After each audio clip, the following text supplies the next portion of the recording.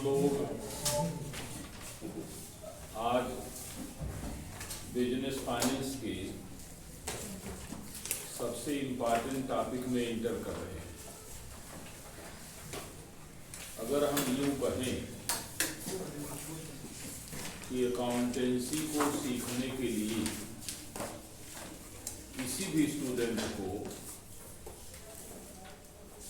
इनकी सीखना और जानना जितना जरूरी है उतना ही जरूरी है कि बिजनेस फाइनेंस को पढ़ने से पहले हर किसी स्टूडेंट को या किसी भी प्रकार के रीडर को टाइम वैल्यू ऑफ मनी को पढ़ना चाहिए, क्योंकि 50% बिजनेस फाइनेंस का syllabus time value of money के इर्द गिर्द ही घूमता है। हालांकि यह कहना कि टाइम वैल्यू ऑफ मनी को स्टूडेंट्स या दुनिया वाले बिना पढ़े नहीं समझते तो यह भूल होगी। यह इतना व्यवहारिक कॉन्सेप्ट है कि हर किसी के जीवन में इसकी उपयोगिता प्रतिदिन प्रतिपल बनी रहती है। इसलिए यह कॉन्सेप्ट काफी हद तक लोगों के प्रयोग में है और समझ में भी उनको आता रहता है। हाँ, इतना मैं अवश्य कह सकता हूं कि वो उस बात को समझे ना समझे, लेकिन इसका सर्वोत्तम प्रयोग करते रहते हैं। मिसाल के तौर पर आप देखिए, टाइम वैल्यू ऑफ मनी का जो बेसिक कंसेप्ट है वो क्या कहना चाहता है। इसे हम लोग व्यवहार में सुनते रहते हैं। एक स्लोगन प्रचलित है कि नौ नकद न तेरह उधार। इसी स्लोगन को हायर परचेज में मैंने उसका कामा चेंज करके दूसरी तरह से पढ़ाया था कि न नौ नकद तो तेरह उधार। इसका मतलब कैश में परचेजर अगर अवेलेबल ना हो तो किसी भी हायर वेंडर को क्रेडिट सिस्टम को फॉलो करके, अर्थात हायर परचेज सिस्टम को फॉलो करके अपने प्रोडक्ट को बेच देना चाहिए। वहां की फिलॉसफी तो ये थी कि यदि कैश में परचेज करने वाले अवेलेबल ना हो तो व्यापारी को क्रेडिट में तो बेचना ही पड़ेगा। लेकिन आपको ये भी याद होगा, being a student of commerce, कि क्रेडिट में बेचने के बाद हायर वेंडर हायर परचेजर से एक एडिशनल फिगर चाहता है और लेता है, जिसको हम लोग इंटरेस्ट समझते थे। तो इसका मतलब है कि अगर कैश में कोई मोटरसाइकिल 1 लाख रुपए में अवेलेबल है और आप उसको क्रेडिट में परचेज कर रहे हैं, मीन्स हायर परचेज सिस्टम में, तो क्या 1 लाख रुपए ही देने से बात बन जाएगी? जाहिर सी बात है कि नहीं बनेगी। और हो सकता है और होगा ही कि 1 लाख के प्लेस पर आपको 1,25,000, 1,30,000 रुपए देने पड़े। तो जो आपने 30,000 एडिशनल पेमेंट किया इन प्लेस ऑफ 1 लाख, 130 का पेमेंट किया, तो इस 30,000 को टाइम वैल्यू ऑफ मनी ही आप समझिए। इसमें और भी चीजें इन्वॉल्व हैं, लेकिन मोटे तौर पर आप यही समझते हैं और यही समझना चाहिए। लेकिन अब उस स्लोगन में जो कामा हमने लगाया था उसको हटा देते हैं। अब उस स्लोगन को इस तरह से कहते हैं कि नौ नकद। तो नौ नकद इंडिकेट करता है प्रेजेंट को, आज को, और 13 उधार। तो इसका मतलब ये कहता है कि अगर वर्तमान में आज की तारीख में किसी वस्तु को बेचने में आपको 9 रुपए तुरंत मिल रहे हों तो 13 उधार के चक्कर में न पड़िए। और अगर आप उधार बेच ही रहे हैं, नहीं मानेंगे, बेचेंगे, जरूरत है उसकी, तो आपको in place of 9 you have to take from purchaser 13 rupees. तो उसे कितने में बेचिए? 13 रुपए में बेचिए। आइए स्लोगन को आप लिखिए, यहीं से हम अपनी बात को प्रारंभ करते हैं। पहले तो आप अपने कॉपी में नोट कर लें, टाइम वैल्यू ऑफ मनी।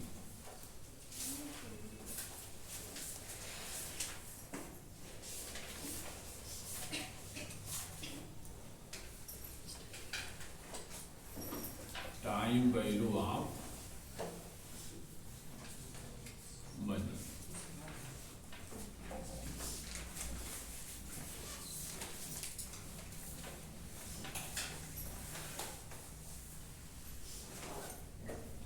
लिखा? जरा सोचिए, हम लोग पहले ही दिन इस बात को क्लियर किए थे कि 1890 तक बिजनेस फाइनेंस इकोनॉमिक्स का ही पार्ट था। याद आ रहा है? अगर आपको ये बात याद आ रही हो, पहली क्लास में ऐसी चर्चा हुई थी कि till 1890 business finance is a was a part of economics. और आप सब लोगों को मालूम है कि इकोनॉमिक्स भी कहती है कि अगर दुनिया में किसी चीज का महत्व है तो है, एक है प्लेस और दूसरा है टाइम। इसका मतलब प्लेस के आधार पर भी, प्लेस के आधार पर आपको वैल्यू पेमेंट करनी पड़ती है, टाइम के आधार पर वैल्यू पेमेंट करनी पड़ती है। आपने इकोनॉमिक्स में पढ़ा था कि मरुस्थल में जहां आप पानी के लिए परेशान हो और जान जाने का खतरा हो, तो आप अपनी पूरी हैसियत, इट मीन्स फाइनेंशियल स्ट्रेंथ के अकॉर्डिंगली एक बिग अमाउंट का पेमेंट कर सकते हैं। और उसी पानी के लिए अगर स्थान बदल जाए तो हो सकता है रुपए 2 रुपए भी पेमेंट करना आप मुनासिब न समझें। इसका मतलब है कि अगर दुनिया में किसी चीज का महत्व है तो स्थान का है और समय का है। तो अब आप जरा सोचिए कि यदि हम लोग टाइम वैल्यू ऑफ मनी को उस स्लोगन के साथ प्रारंभ करें जो हमारे समाज में पहले से प्रचलन में है, जरा उसको आप लिख लें।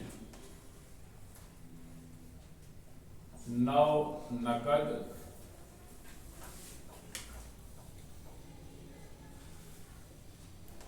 न 13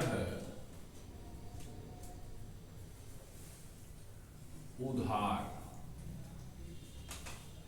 यही आपका स्लोगन है। नकद के बाद कामा लगा दीजिए। 9 नकद, इसको आप लोग इंग्लिश में भी जानते होंगे, बताया भी गया होगा। क्या पढ़े थे इसके बारे में? 1 बर्ड इन हैंड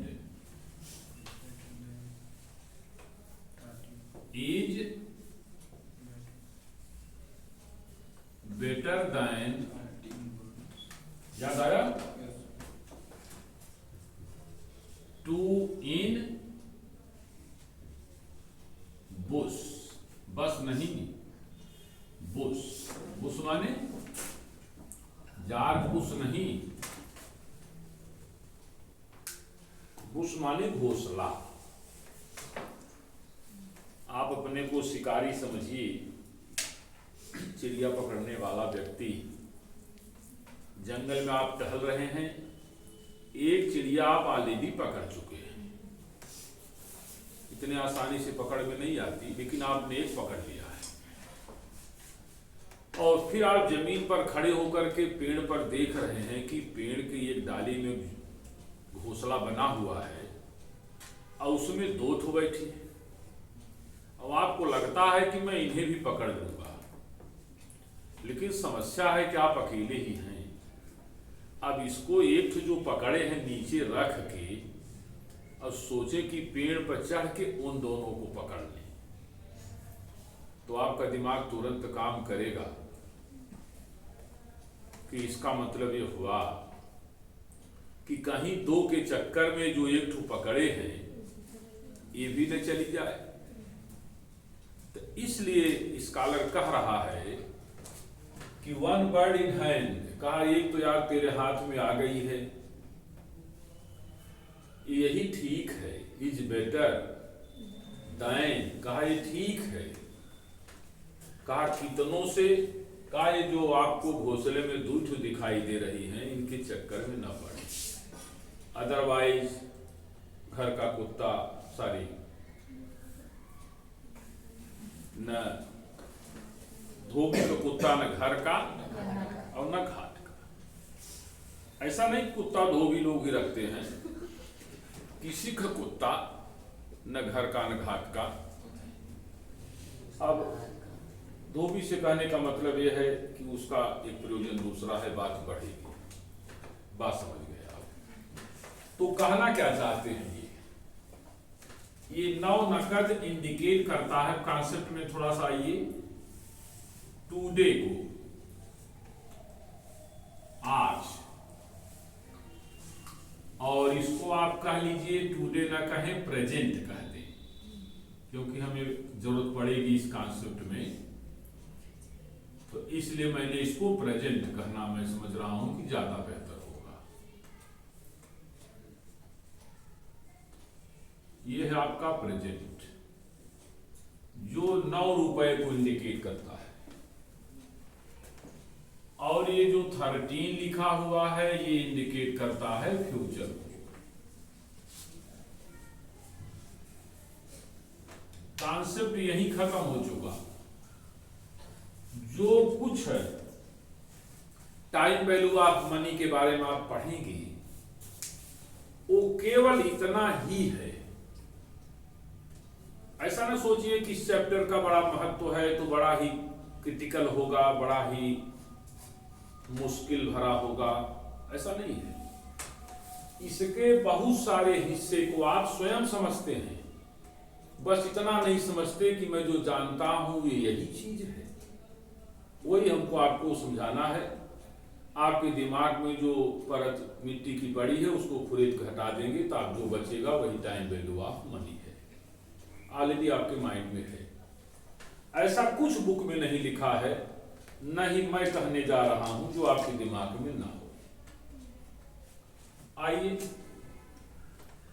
तो आपने क्या देखा कि वर्तमान का 9 रुपया फ्यूचर के 13 रुपए से बेहतर कहा जा रहा है। एक बात तो ये इसमें जाहिर हो रही है, इसके अंदर यही छिपा है ना कि फ्यूचर के 13 रुपए से प्रेजेंट का 9 रुपीज बेटर है। और एक बात ये भी कही जा रही है कि 13 ही क्यों कहा गया, इसके पीछे कोई फिलॉसफी होगी। 14 भी तो कह सकते थे, 12 कह देते तो भी मीनिंग क्लियर होती। इसका मतलब ये भी कह रहे हैं कि 9 इज इक्वल टू 13। 2 बातें कह दिया इन्होंने कि 9 is better than 13 and 9 is equal to 13। क्योंकि अगर ये इक्वल ना होता तो इससे तुलना न करते।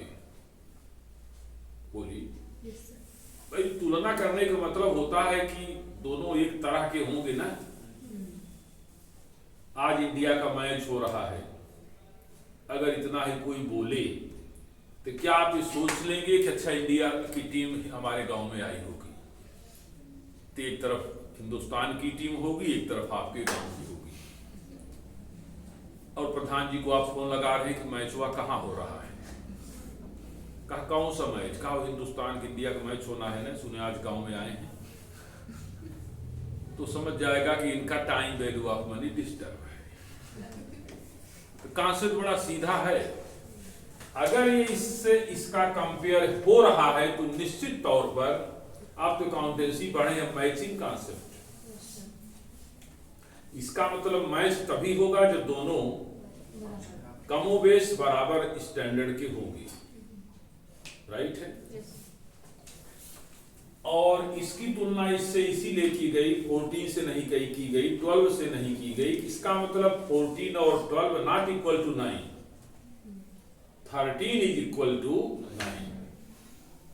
तो आज का प्रेजेंट का 9 रुपए बराबर है पास्ट के, फ्यूचर के 13 रुपए से, राइट।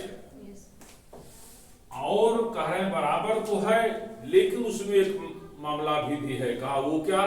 कहा लेकिन ये बेटर है। बराबर में भी अगर दोनों ऑप्शनों को आपके सामने रखा जाए तो उसमें आपको यही कहना है कि 9 इज बेटर देन 13, राइट है। लेकिन अगर एक दूसरा पक्ष देख लें तो 13 इज बेटर देन 9 हो जाएगा। 3 कॉन्सेप्ट इसमें स्लोगन में है। कहा 13 9 से अच्छा हो जाएगा? कहा हाँ। कहा कब? कहा यदि ये पॉसिबल ही ना हो। बोली अगर आपका विवाह आपके देश में नहीं हो पा रहा है तो क्या बांग्लादेश में विवाह कर लेना बुरा माना जाएगा? कहा बिल्कुल नहीं। कहा इस समय संबंध ठीक नहीं है। कहा हमको कहां ससुराल में रहना है, बार बार आना जाना है, मारे जाएंगे। तो अगर आपका विवाह वास्तव में नहीं हो पा रहा है तो चंद्रमा पर कर लें, पाताल में कर लें, क्या बुराई है? वहां के लोग यहां विवाह कर लेते हैं, यहाँ के लोग वहां विवाह कर लेते हैं। दूसरी कास्ट में कर लीजिए तो भी बुराई नहीं, क्योंकि नहीं हो पा रहा है। हो पा रहा है तब कुंडली मिलाइए कि कितने गुण मिल रहे हैं, कैसा हो रहा है, मंगली है कि मंगला है। तो अब इसमें मैंने आपको 3 कॉन्सेप्ट दे दिया। लग तो रहा होगा कि कैसा प्रकरण चल रहा है, लेकिन एग्जैक्ट वही चल रहा है जो टॉपिक है। तो इसका मतलब 3 बातें हमने इसमें समझाया कि 9 is better than 13 and 9 is equal to 13 and 13 is better than 9। कहा तीनों बातें अपने अपने समय पर सही है। तो यहीं से आपका कॉन्सेप्ट शुरू होता है। टाइम वैल्यू ऑफ मनी की रेफरेंस में रिगार्डिंग अगर हम लोग बात करें तो यही हमको पढ़ना है। अब प्रश्न पैदा होता है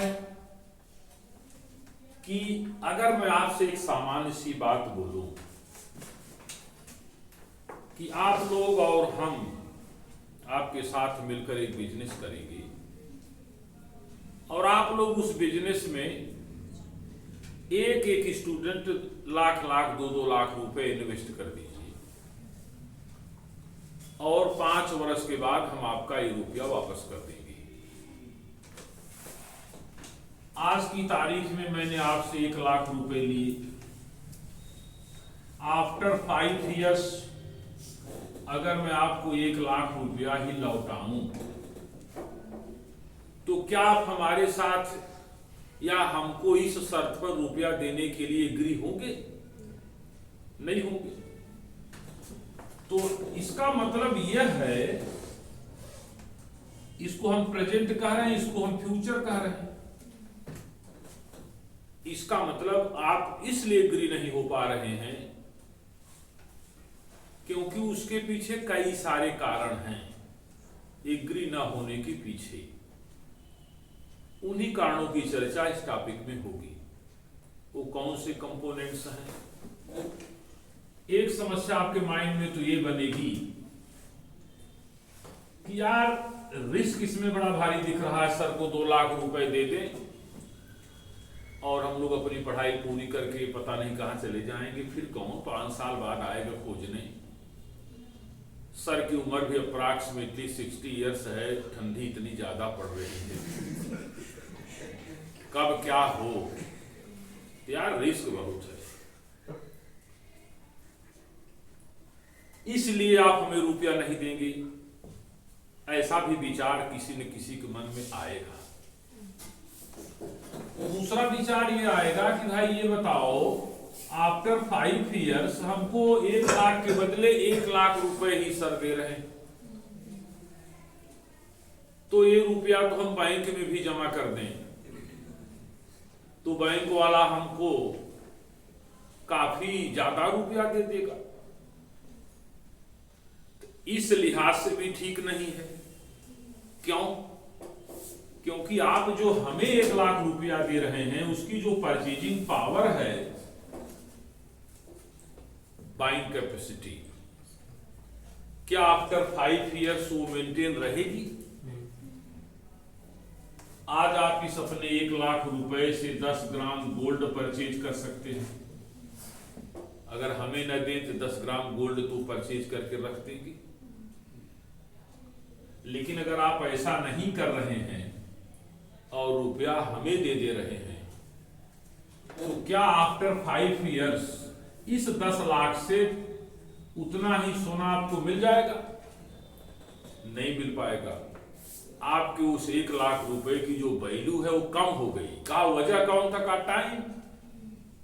कोई तो टॉपिक पढ़ रहे हैं।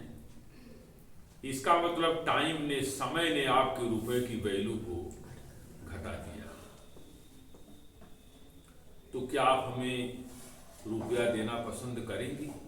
इसमें टीचर और स्टूडेंट के रिलेशन को मत लाइए बीच में। बिजनेस रिलेशन के परे है। कहता भी है सेपरेट एंटिटी। जब बिजनेस बिजनेसमैन का नहीं है तो क्या वो स्टूडेंटों का है? कभी नहीं। तो इसका मतलब ये हुआ कि आप हमें रुपया इसलिए भी नहीं देना चाहेंगे क्योंकि दूसरा सबसे बड़ा लॉस ये होगा आपका, इससे भी बड़ा लॉस। यहां तो हालांकि पूरा भी डूबने का डर है, लेकिन इसमें क्या है, जो रुपया आपको 1 लाख मिलेगा आफ्टर 5 years, वो क्या मालूम 40 और 50,000 की इक्वल हो चुका हो। उसकी वैल्यू रिड्यूस हो गई, उसकी परचेजिंग कैपेसिटी कम हो गई। अरे परचेजिंग कैपेसिटी ही तो रुपए के पीछे का वैल्यू है। रात को प्रधानमंत्री ने अनाउंस किया कि ये जो नोट है 1000 रुपए वाली, 500 वाली भी लीगल टेंडर नहीं रहेंगे। कहा तो फिर क्या रहेंगे? कहा कागज के टुकड़े के रूप में जेब में रहेंगे। आपके पास सिगरेट उगरेट पीते हो तो जला सकते हैं, पकड़ा सकते हैं। अब इसका मतलब यह हुआ कि वो कागज का टुकड़ा, उससे ज्यादा कागज आप किताब के रूप में झोले में लेके टहल रहे हैं, लेकिन एक समोसा भी नहीं मिलेगा उस कागज का, है कि नहीं? चूंकि उसमें गांधी जी नहीं छपे। तो कहने की मीनिंग ये हुई कि रुपए की वैल्यू कहां पर है? जब उससे कुछ मिले। लेकिन जब आप वो वाला कागज निकाल के देते हैं तो कहीं भी कुछ भी पा लेते हैं। वही उसकी परचेजिंग पावर है। तो इसका मतलब यह हुआ कि ये भी डर बहुत भारी है, क्योंकि इसकी परचेजिंग पावर बहुत ही घट गई। अब घट क्यों गई? इसके पीछे भी काम करने वाले लोग हैं। Inflation, you know about inflation, है कि नहीं? तब इसका मतलब कोई एक कारण मोटे तौर पर हम नहीं बोल सकते, बहुत सारे कारण हैं। अब आप जरा सोचिए, एक तो रिस्क था बहुत बड़ा, इसलिए आप हमें इस शर्त पर 1 लाख रुपया नहीं दे पा रहे हैं। दूसरा, आपके रुपए की वैल्यू रिड्यूस हो जाएगी, इसलिए आप हमें नहीं दे पा रहे हैं। अभी कुछ ज्यादा छोड़ दीजिए, अभी कुछ लाश की बात हो रही है। और अगला पॉइंट क्या है? ये रुपए अगर आप हमें देंगे तो आप इस रुपए का अपने लिए, अपने जीवन में जो प्रयोग करते, क्या उस अपॉर्चुनिटी को नहीं मिस कर रहे हैं? बोलिए। तो you are missing your opportunity to use of this fund for your personal use. आप इसका प्रयोग अपने लिए करते और वह नहीं कर पा रहे हैं, उस अपॉर्चुनिटी को छोड़ रहे हैं, पूरी सेक्रीफाइस कर रहे हैं, तो क्या ऐसा कर पाएंगे? का सर नहीं कर पाएंगे। अपॉर्चुनिटी हमको मिस करना पड़ेगा, अपना सेक्रीफाइस करना पड़ेगा। तो इसका मतलब इस रुपए को आप अपने लिए प्रयोग करते, 10 ग्राम सोना खरीद के रख लेते, तो क्या मालूम कि 5 वर्ष बाद बेचते। तो यही इन्फ्लेशन जो आपको लॉस करा रहा है यहां, उस सोने को बड़ी कीमत पर हो सकता है 1,40,000, कहीं 2 लाख, जो गति चल रही है price of gold, 2 lakh 3 lakh रुपए में बिक जाए। तो इसका मतलब आप एक अपने बड़े प्रॉफिट को सेक्रीफाइस करेंगे, तभी तो हमें रुपया दे पाएंगे। तो इसका मतलब यह भी इंपॉर्टेंट कारण है, रीजन है, जिसकी वजह से आप इस कंडीशन में हमें रुपया नहीं दे पाएंगे। तो इसका मतलब है कि यहां तो डूबने का डर था, यहां रुपया रिटर्न में मिला लेकिन बहुत वैल्यू कम हो गई। अब यहां बात आने लगी है कि कुछ ज्यादा, क्योंकि दिमाग काम कर ही रहा है कि अगर मैं इसी रुपए को बैंक में डिपॉजिट कर दूं फॉर द 5 years, तो हमें काफी बड़ी फिगर मिल जाएगी। तो आपका एक प्रॉफिट इंटरेस्ट के रूप में उसका लॉस होगा कि नहीं होगा। तो यही सब बेसिक रीजन्स हैं। तो बहुत सारे रीजन, सबकी बात हम नहीं करना चाहते। ये कहना चाहते हैं कि जो वैल्यू ऑफ मनी है वो टाइम के अनुसार अपनी वैल्यू को बढ़ाती है, घटाती है कि नहीं। अगर उसमें टाइम फैक्टर ना हो तो आप इसका जो वैल्यू है वो हर समय हर स्थिति में एक ही रहेगा। तो इसका अर्थ ये हुआ कि जो वैल्यू ऑफ मनी है वह एज पर द टाइम घटती बढ़ती रहती है। घटना इस सेंस में कि अगर मैं इसको कैलकुलेट कर रहा हूं कि फ्यूचर का 13, आप दोनों तरफ से सोचिए कि प्रेजेंट में जो 9 रुपया है वो फ्यूचर का 13 रुपए के है बराबर है। तो ये भी तो आप कह सकते हैं।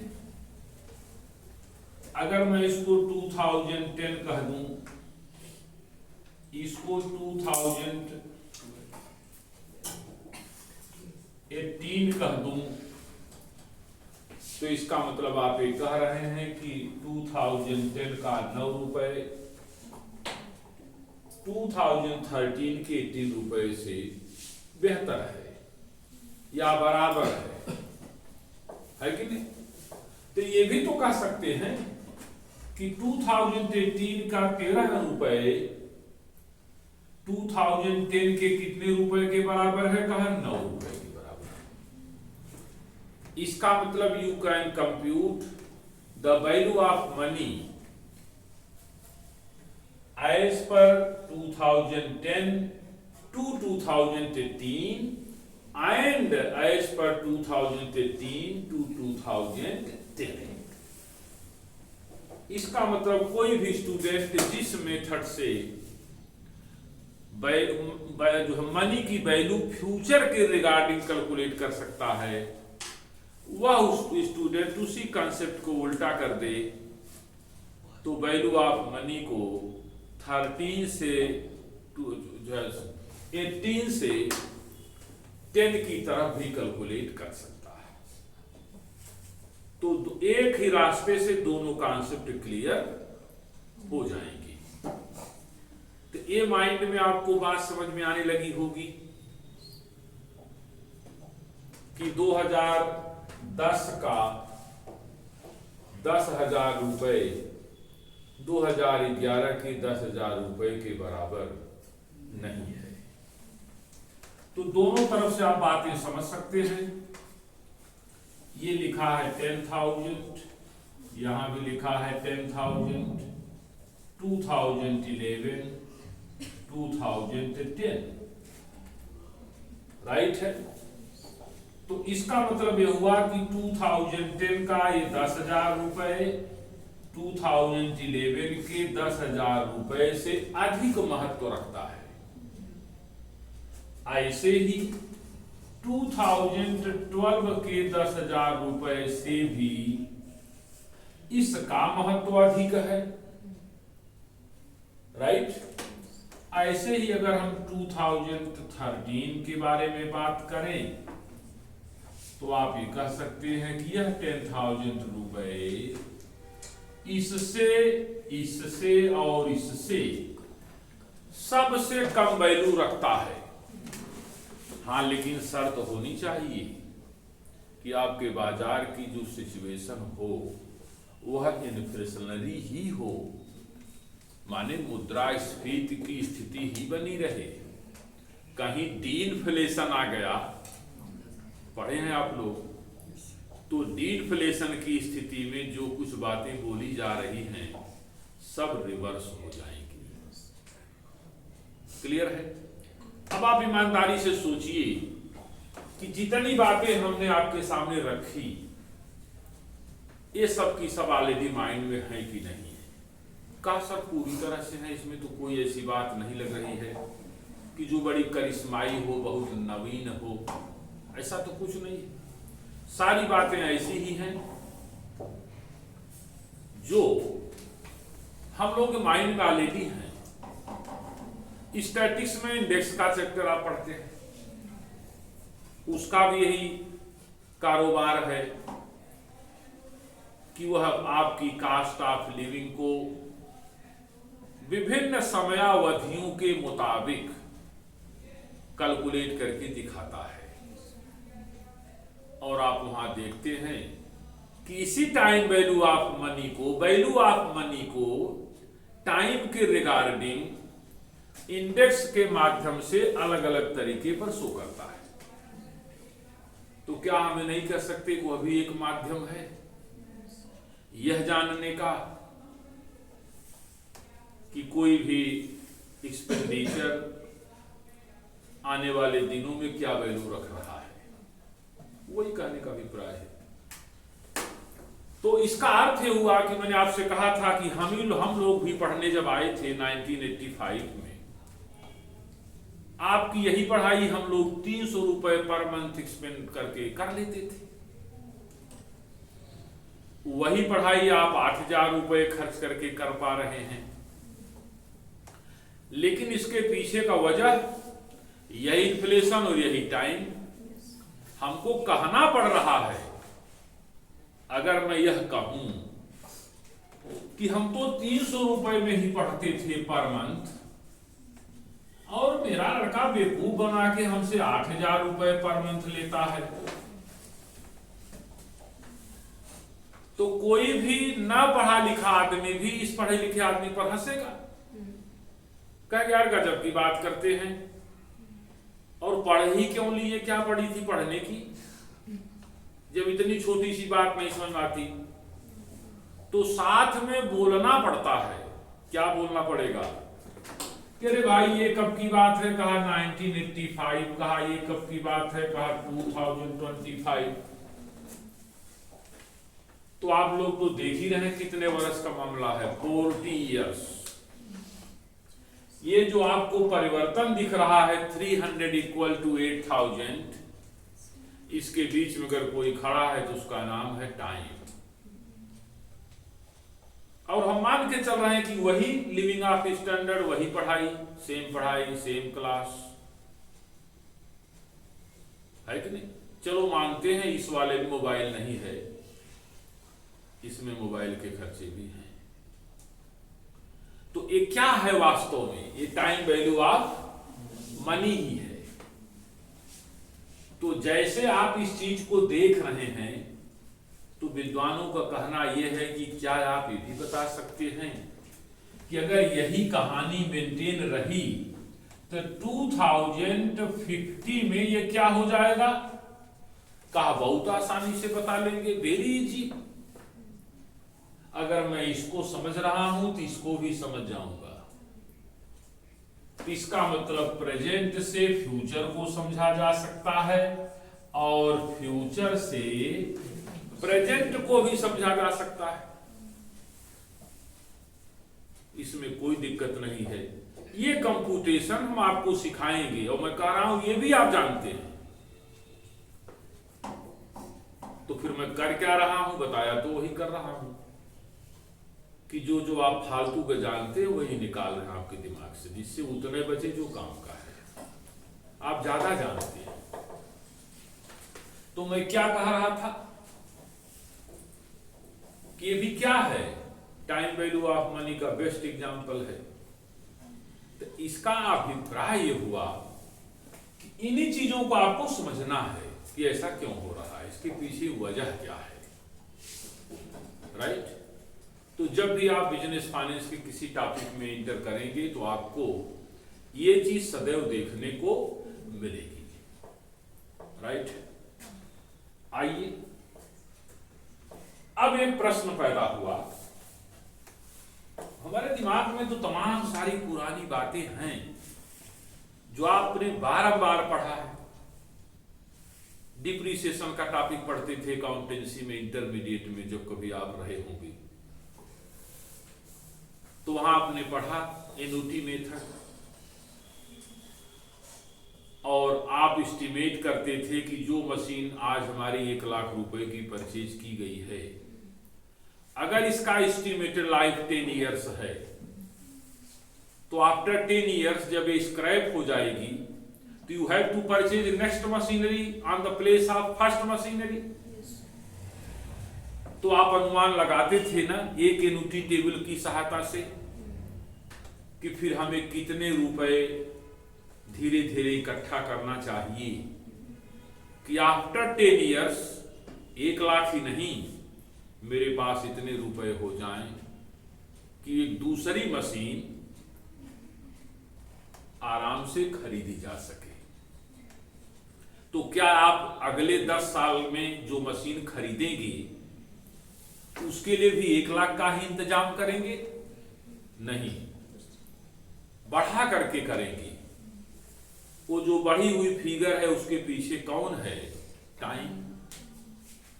इसका मतलब 10 वर्ष बीत जाएंगे। कहा यस। तो कहा फिर 10 वर्ष की कीमत आपको चुकानी होगी। तो इसका मतलब अगर वो मशीन 1,50,000 रुपए में मिली तो आप ये न सोचिए, आप यह सीधा सीधा सोचिए कि जो आपका 1 लाख रुपया पहले वाला था, मशीन आज भी 1 ही लाख की है, कहने के लिए वो 1.5 लाख है, वो 1.5 लाख 1 लाख रुपए के बराबर है। इसका मतलब वो 150 आपके पहले के 10 लाख रुपए 1 लाख रुपए के बराबर है।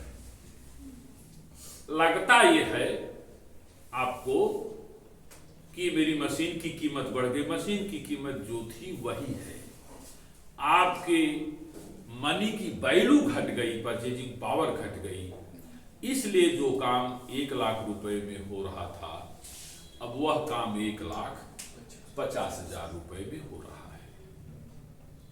राइट? तो इसका मतलब अगर आप ये जानना चाहें कि फिर 1 लाख की एग्जैक्ट वैल्यू क्या हुई, रियल वैल्यू, तो आप सीधे कहिए जो आप मैथमेटिक्स में पढ़े हैं, बिल्कुल बिगिनिंग में यहां आपने कहा कि चूंकि 1,50,000 रुपए बराबर हैं 1 लाख के, इसलिए 1 लाख फिर किसके बराबर होगा? इनटू 1 लाख तो आप जान ही रहे हैं, अपान 1,50,000 इक्वल टू 66,667। इसका मतलब रियली वो आपका जो 1 लाख रुपया है, ध्यान दे रहे हैं मेरी बात को, गंभीरता एकदम समझिए। हालांकि मैं गलत बोल रहा हूं, आप ध्यान दे रहे हैं, मैं तो कह चुका हूं कि आपको मालूम है, तो आप ध्यान दें न दें आपको क्लियर होना चाहिए। आप आराम से समझिए मैटर को। 1 लाख रुपए में जो मशीन आप खरीदे थे, आज उसे कितने में खरीद पा रहे हैं? 150। ये आपका पुराना है प्रेजेंट, ये है फ्यूचर। 1 लाख के प्लेस पर कितना लगाना पड़ा? 1 लाख प्लस 50,000। कहा ज्यादा क्यों लगाना पड़ा? कहा बिल्कुल ज्यादा नहीं लगाना पड़ा, आपके इस 1 लाख की वैल्यू कम हो गई है। कहा इस 1 लाख की वैल्यू क्या हो गई है? कहा 66,667। और कहा फिर 50 की वैल्यू, कहा 33,333।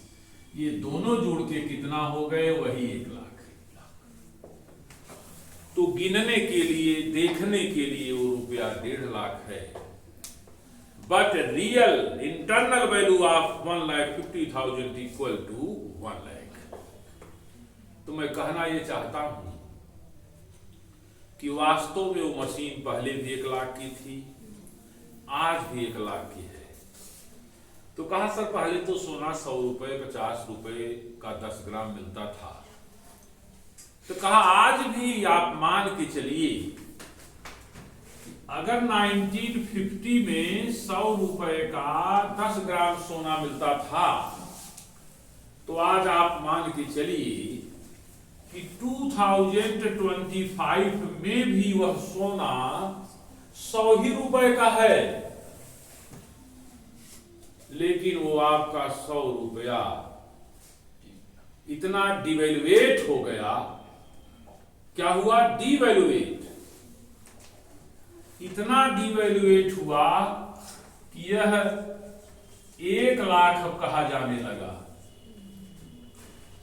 आज का 1 लाख और 1950 का 100 रुपए बराबर है।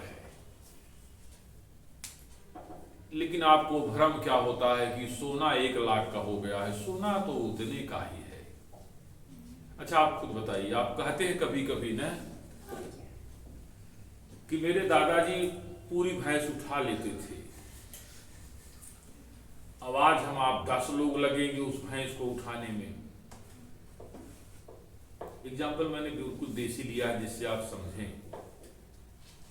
तो अब आप बताओ, ये 10 मजबूत कहे जाएंगे कि दादाजी?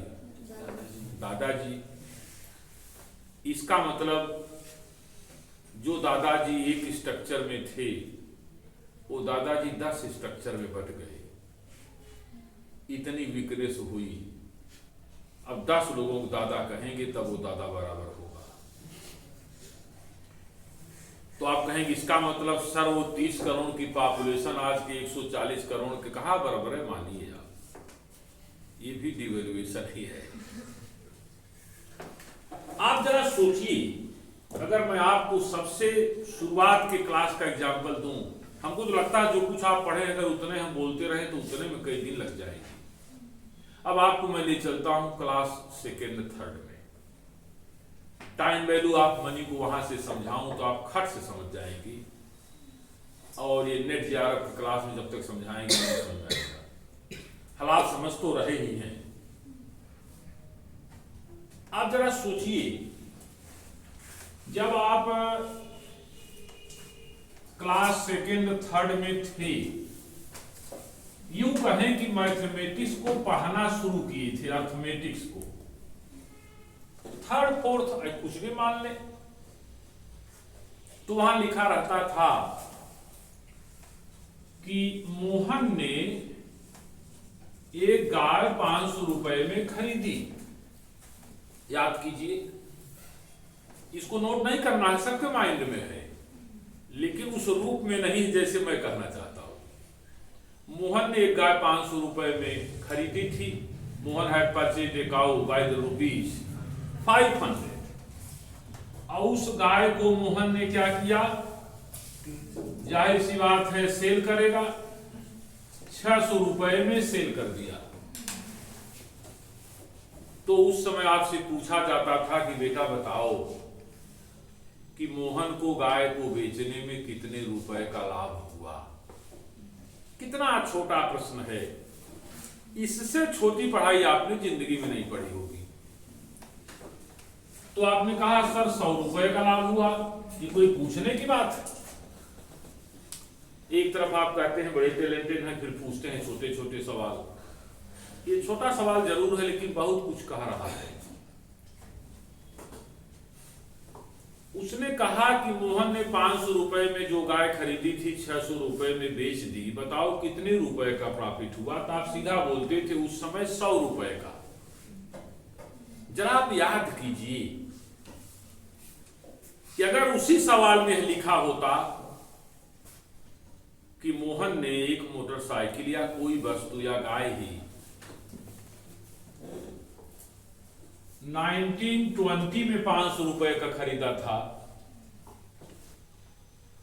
और 1930 में 600 रुपए का बेच दिया, तब आप इतने बेधड़क रूप में न बोल पाते कि 100 रुपए का फायदा हुआ।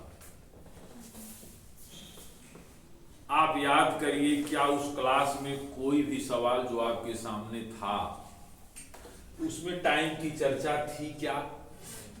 कभी नहीं। तो आप क्या मान के चलते थे कि गाय को खरीदने और बेचने के बीच में समय का अंतराल बहुत ज्यादा नहीं रहा होगा? याद कीजिए, अगर वहीं ये 2 टाइम लिख दिया जाए तो आप डांस करते उस क्लास में, योर टीचर आल्सो। क्या ये कैसा सवाल आ गया? ध्यान न देते तो साल भी कर देते, 100 रुपए लिख भी देते, लेकिन इसको लिखते ही कहानी चेंज हो गई। क्योंकि आप सब जानते हैं कि 1920 का 500 रुपए 1930 के 500 रुपए के बराबर नहीं। अब आप यहां 100 नहीं कह पा रहे हैं, तो इसलिए उस क्लास में कभी भी टाइम की बात नहीं की गई। सीधे बात होती थी 500 रुपए में गाय खरीदी गई, 600 बेच दी गई। इसका मतलब गाय को खरीदने बेचने के बीच में कोई बड़ा समय का गैप नहीं था। अब समझ आ रहा है? तब आप कह देते थे कि 100 रुपए का प्रॉफिट हुआ। अगर यही बीच में समय डाल दिया जाता तो 100 रुपए आप न कह पाते। आप मेरी बात से सहमत हैं? Are you agree? यस। ये देखिए, बात वहीं से पढ़ाई जा रही है, लेकिन उन दिनों आप इस बात को ध्यान नहीं देते थे, ना ही दिलवाया जाता था, क्योंकि उस समय इसकी कोई जरूरत नहीं। लेकिन आज की तारीख में अगर ये कहा जाए तो इसका मतलब क्या आप यहां 100 कह पाएंगे? नहीं कहेंगे। अब आपको वैल्यूएशन करना होगा।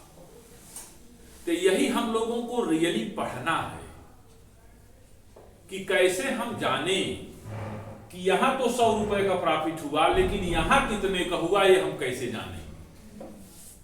इसका वैल्यूएशन किया गया, इसके मुताबिक इसकी वैल्यू आ गई, मान लीजिए 580, बेचा गया 600 में। अब बताया जाएगा कि 20 रुपए का प्रॉफिट हुआ।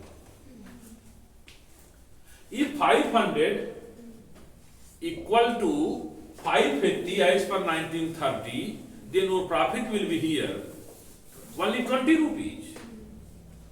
इसका मतलब ये क्रिया करने से पहले इसको आपको कन्वर्ट करना होगा, क्योंकि यहां पर समय में अलग अप्रोच है, दोनों समय एक नहीं है। ये है time value of money, right है। आइए, तो अब प्रश्न बनता है कि आपको मैं ये सिखाऊं कि how you compute the value of money in respect to present to future and future to present. ये कैसे हम आपको सिखाऊं, ये बात हमको आपको सिखानी है। तो मैं चाहता हूं कि आज के क्लास पे ही विराम दे दें, फिर कल हम लोग इसको प्रोसीड ऑन करेंगे। और आप हेडिंग लिख दें अपनी कॉपी में, computation of value of money, computation of value of money. Thank you.